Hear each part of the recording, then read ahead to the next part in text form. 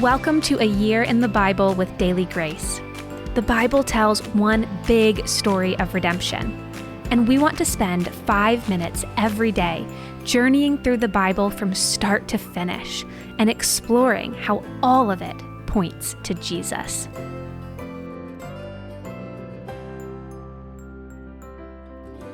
What's up, everybody? Welcome back to another episode of A Year in the Bible with the Daily Grace Company. My name is Kyra, and I'm a writer on staff. I hope everyone is enjoying their day so far. I just wanted to quickly let you know of the Story of Redemption studies available to accompany this podcast and the reading plan in the Daily Grace Co. app. They're great resources, so go ahead and check those out if you're interested. Today, we are continuing with reading the book of Daniel, and we're discussing chapters 4, 5, and 6. Nebuchadnezzar detailed another dream. This one involved a tall, lush, and abundant tree being cut down to a stump, and a man who was forced to eat with the animals. Daniel interpreted this dream as well. He identified that the tree was Nebuchadnezzar, since he and his kingdom had become very successful and powerful. But because of his pride, Nebuchadnezzar would be driven away from his throne due to severe mental illness. He would eat with the animals and be drenched with dew. He would not return until he acknowledged the true God of the universe. As Daniel interpreted, this happened to Nebuchadnezzar. He was driven from the kingdom and went into the wilderness. But there, Nebuchadnezzar finally acknowledged that God and his kingdom were way superior and that God alone ruled. King Belshazzar succeeded Nebuchadnezzar. He too was prideful and did not acknowledge the Lord. Belshazzar had a feast and drank wine from the sacred materials that were used to worship God in the temple. At that moment, a man's fingers appeared and began writing on the wall next to the king. Belshazzar was shook.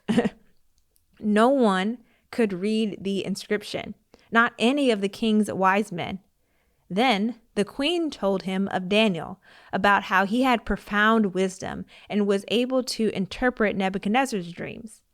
Daniel read the writing and revealed that Belshazzar's reign would later be taken over by another kingdom, the Medes and the Persians.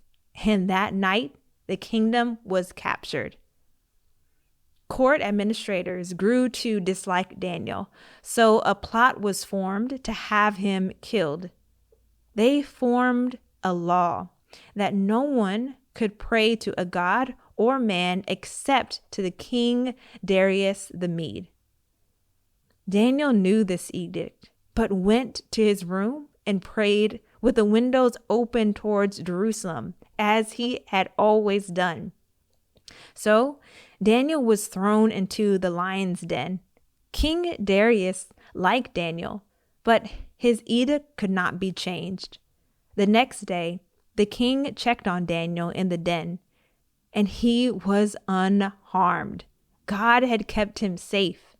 King Darius rejoiced and made a decree that all people must fear Daniel's God, and he testified to his kingdom. These chapters tell of 3 kings who boasted in themselves and in their kingdoms. They thought their rule was superior to all, lived idolatrous lives, and did not acknowledge God. But through Daniel, God humbled them and executed his divine judgment on these men. Through a dream, mysterious writing, and a miracle, the kings recognized God for his might and eternal kingdom. However, it is difficult to tell if these men truly repented of their sin and submitted themselves to God's lordship. Nevertheless, Daniel gives us a picture of steadfast faith.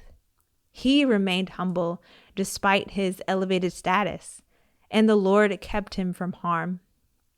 Daniel points to the person and work of Jesus Christ. As God in the flesh, Jesus possessed the fullness of divine wisdom. He had all of the eternal kingdom as the Son of God, but he humbled himself. He served us by dying for our sins and carrying us in his righteousness.